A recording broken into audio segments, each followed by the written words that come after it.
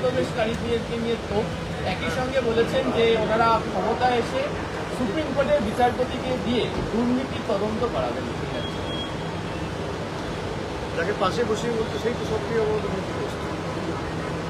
যাই হোক, এগুলো প্রতি মাসে উনি একবার করে আসছেন এখন, কিন্তু নির্বাচন সামনে রয়েছে। নির্বাচনের পর তো এদের টিকিট খুঁজে পাওয়া যায় না। তো যারা দুর্নীতি নিয়ে তদন্ত করার কথা বলে, বিজেপির দুর্নীতির বিরুদ্ধে লড়াইয়ের কি নিদর্শন গত 10-12 বছরে প্রত্যেকটা জয়েনিংয়ে এখানে বিরোধী দল নেতা, আসামে হিমন্ত বিশ্ব শর্মা, মহারাষ্ট্রে নারায়ণ রানে, কিছুদিন আগে উপমুখ্যমন্ত্রী মহারাষ্ট্রে একটা দুর্ভাগ্যজনক ঘটনায় মারা গেছে, আমি তার নাম করব না, কিন্তু একাধিক ঘুরি ঘুরি উদাহরণ রয়েছে। যারা এই কথাগুলো বলছে তারা লোক হাসানোর জন্য এইসব কথা বলছে। আর যারা বর্ডার সুরক্ষিত করার কথা বলছে, বিজেপির লোকসভার সাংসদ রানাঘাটে জগন্নাথ সরকার, তিনি বলেছেন বিজেপি ক্ষমতায় এলে বাংলাদেশের সাথে বর্ডার বিজেপি সরকারই তুলে দেবে। এটা আমার কথা না, এটা জগন্নাথ সরকারের কথা। তা অমিত শাহ কি জগন্নাথ সরকারকে শোকজ করেছেন? হয় অমিত শাহ ঠিক, নইলে জগন্নাথ সরকার ঠিক।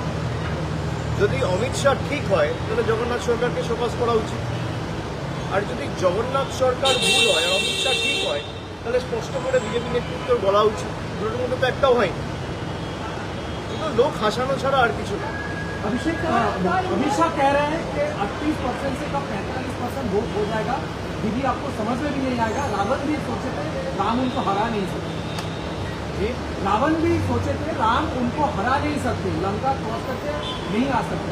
अमित शाह ऐसे कह रहे हैं। पिछला बार भी कहे थे कि 200 पार होंगे। जब लोकसभा के चुनाव था तब भी देश के प्रधानमंत्री खुद बोले थे कि सबसे अच्छा प्रदर्शन हमारा बंगाल से होंगे। उसके बाद आपने देखा बहुत सारे एग्जिट पोल्स में भी बंगाल में 42 सीट्स में 30 सीट 32 सीट बीजेपी को दिया गया था। जब बैलेट बॉक्स खुला तब आपने देखा बाजी पलट गया। तो वो प्रेडिक्शन करेंगे, ये केडर को मोटिवेट करने के लिए एक उनका तरीका है, एक प्रयास है, वो करें, उसमें कोई दिक्कत नहीं है।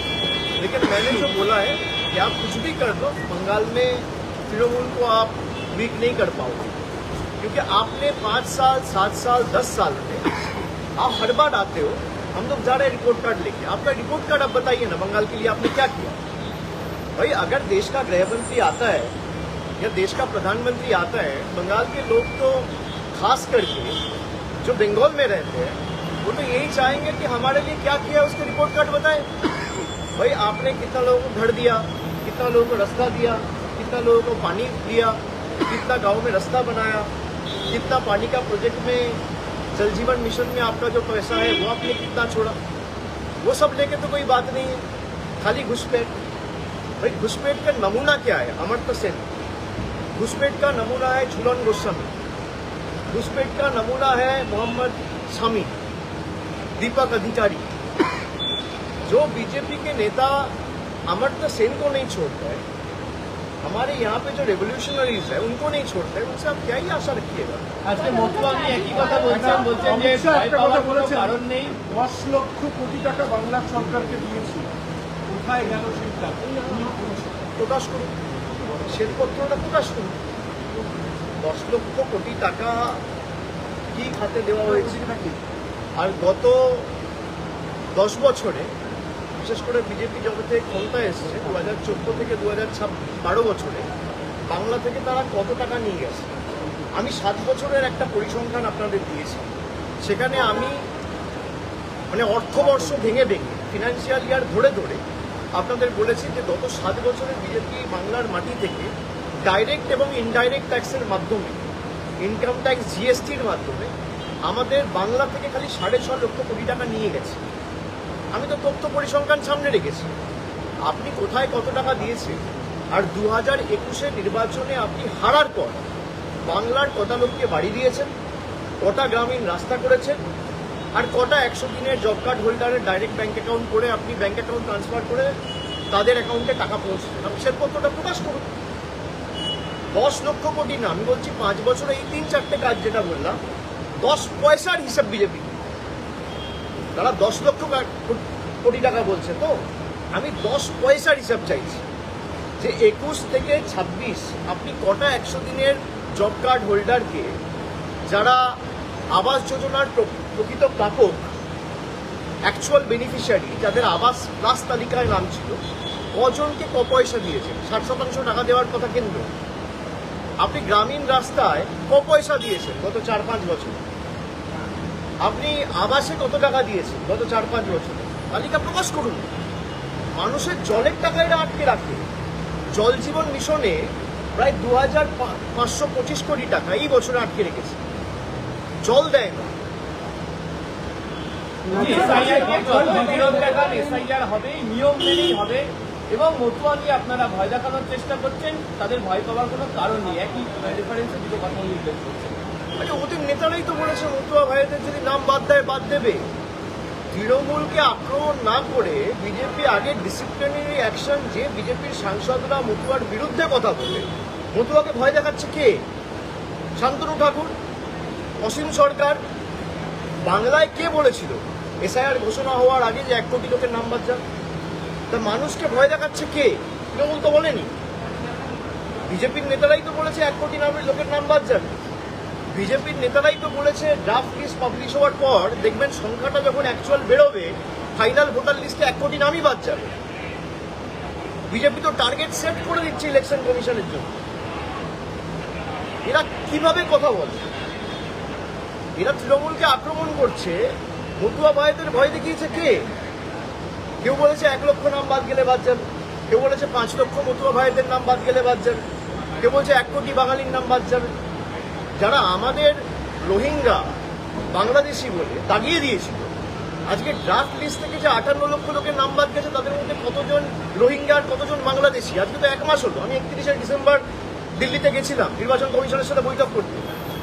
আমরা দাবি রেখেছিলাম 1 মাসের মধ্যে প্রকাশ করেছে যে কজন বাংলাদেশি এই বাংলায় ভোটার লিস্টে ছিল, কজন রোহিঙ্গা এই বাংলার ভোটার লিস্টে ছিল ধরা পড়েছে। তালিকাকে প্রকাশ করুন। জায়গায় জায়গায় বাঙালিদের বাংলাদেশি বলে দাগিয়ে দিয়ে আমাদের ভাষা, আমাদের সংস্কৃতি, আমাদের কৃষ্টিকে অপমানিত করা, আমাদের ভাষাকে অস্বীকার করা, আমাদের মনীষীদের অপমান করা, এ তো বিজেপি করেছে। আপনি তৃণমূলের সাথে লড়ছেন। আপনি আমাকে গালাগালি দিন, মমতা বন্দ্যোপাধ্যায়কে গালাগালি দিন, তৃণমূলের যে কোনো লোককে দিন, আপনি বাংলার 10 কোটি মানুষকে লাইন দাঁড় করে দিচ্ছেন তৃণমূলের সাথে লড়তে না পেরে, জোর জবরদস্তি। সেই লজিক্যাল ডিসক্রিপেন্সির লিস্ট তো আলটিমেটলি সুপ্রিম কোর্টের হস্তক্ষেপের কারণে আপনাকে প্রকাশ করতে হলো। এখনো অনেক জায়গায় লিস্ট টাঙানো হয়নি। লিস্ট টাঙানোর দায়িত্ব ইলেকশন কমিশন। ইলেকশন কমিশন অনেক জায়গায় বলে দিচ্ছে মৌখিকভাবে আধার নেওয়া যাবে না। আরে যারা লজিক্যাল ডিসক্রিপেন্সির কেসে ডাকছেন তারা তো ম্যাপ, তাদের নাগরিকত্ব নিয়ে তো কোনো প্রশ্ন নেই। তাহলে আধারটাকে তো আপনাকে আইডেন্টিটি প্রুফ হিসেবে গণ্য করতে হবে, মান্যতা দিতে হবে। আপনি লজিক্যাল ডিসক্রিপেন্সিতে মৌখিকভাবে বলে দিচ্ছেন সিওর অফিস থেকে যে আধার অ্যাকসেপ্ট করা যাবে না, আর রাইটিং দিচ্ছেন না। কেননা যেই আপনি ইন রাইটিং লিখিতভাবে দেবেন সেটা সুপ্রিম কোর্টে চ্যালেঞ্জ হবে। আমরা তো এটাই প্রথম দিন থেকে বলে আসছি। যারা এসআইআর করে মানুষকে ভীত সন্ত্রস্ত, ভয় দেখাতে চেয়েছে, তারা আজকে বুঝতে পারছে যে এসআইআর করতে গিয়ে তাদের পায়ের তলার যেটুকু মাটি ছিল সেটুকু ছড়ে গেছে। বিজেপির যা ভোট শতাংশ ছিল, আগামী দিন দেখবেন কি অবস্থা হবে।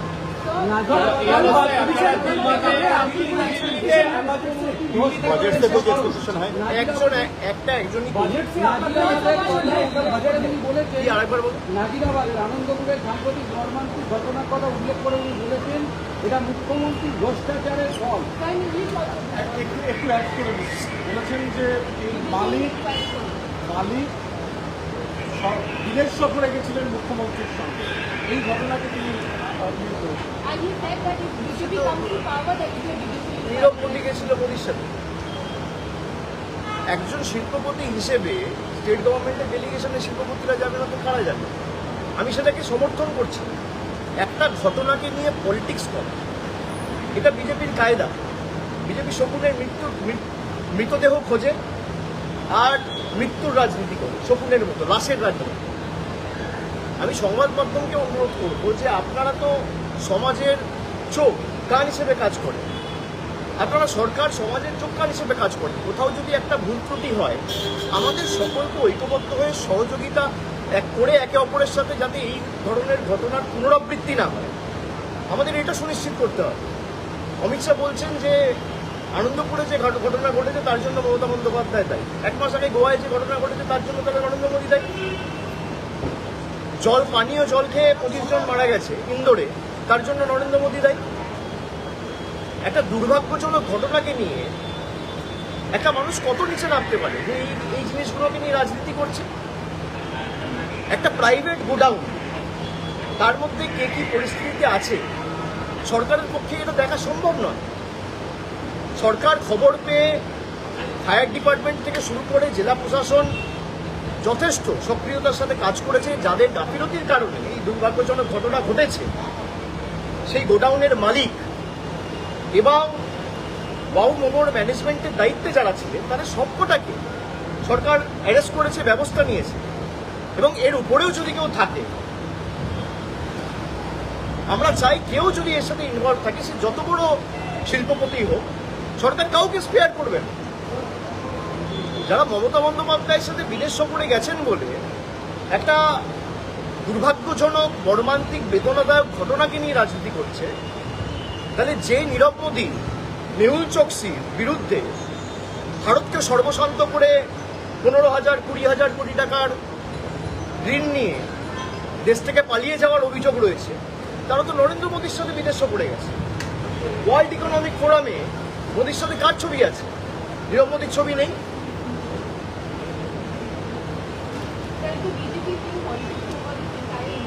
Definitely, BJP's politics is the politics of division, politics of hatred.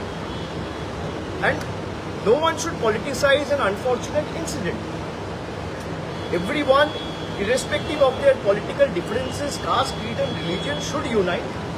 And as responsible persons of the media, representatives of the media, I urge all of you to join hands and help the administration in making sure such incidents are not repeated in the future. Why will any political party politicize an unfortunate incident? If Mamata Banerjee is responsible for the death of 25 people in Anandapur, then the Prime Minister and the Home Minister is also responsible for the death of 140 people with regard to SIR. Because BJP wanted to implement SIR, they are the one who enforced SIR on the people of Bengal. 150 people died because of demonetization. Then they are also responsible for death of 150 people. More than 25 people died even a fortnight back in Indore by drinking contaminated water. Who is responsible for the death?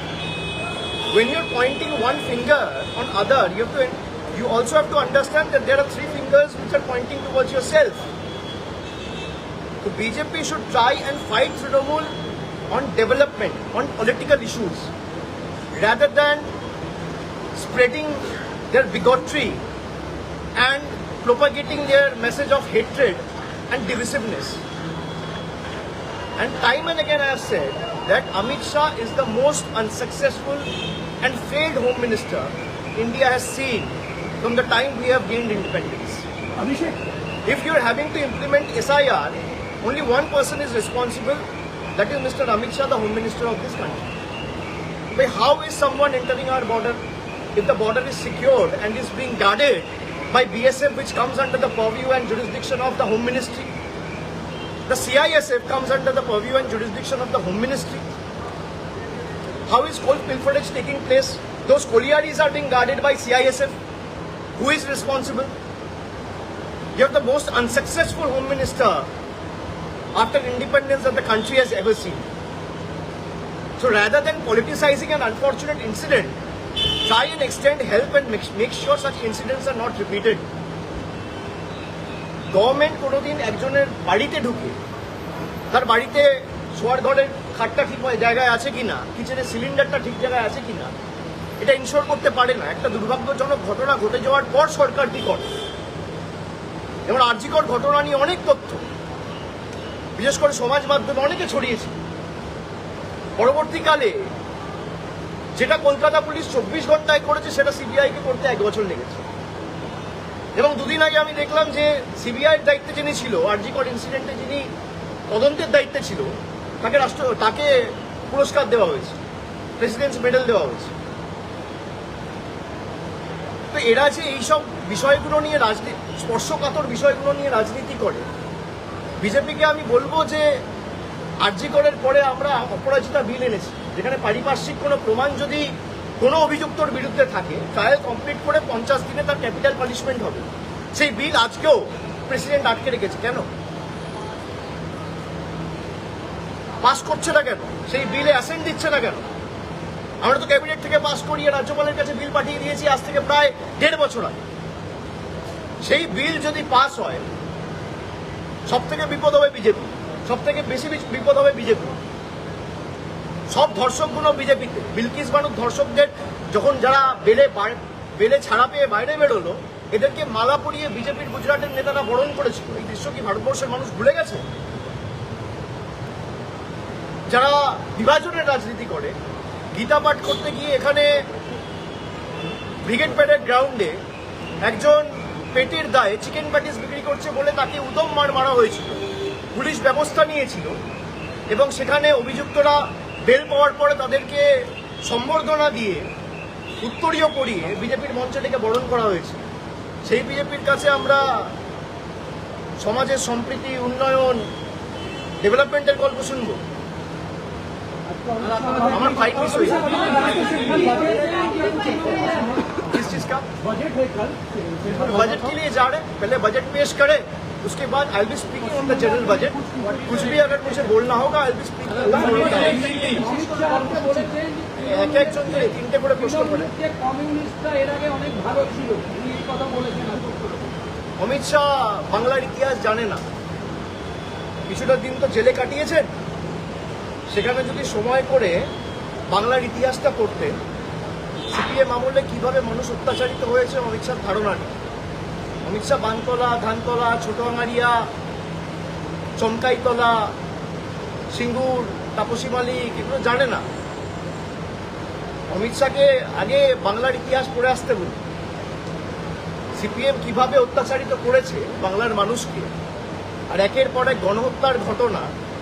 আর যারা করেছে, আমি পশ্চিম মেদিনীপুরে সভা করতে গিয়ে বলে এসেছি নাম ধরে ধরে, সুশান্ত ঘোষের যত সাগরে, বেড়াচাপড়ার গণহত্যা, গড়বেতার গণহত্যা, কঙ্কালকাণ্ড, সব এখন বিজেপি। সুশান্ত ঘোষের ডানাতের শুকুর আলীর ছেলে এখন বিজেপি করে। অমিত শাহকে বলুন শুকুর আলীর ইতিহাসটা একবার করতে। শুকুর আলীর ছেলে এখন বিজেপির মেদিনীপুরের যুবর খুব সম্ভবত একটা ওয়ার্ডের টাউন প্রেসিডেন্ট বা কিছু।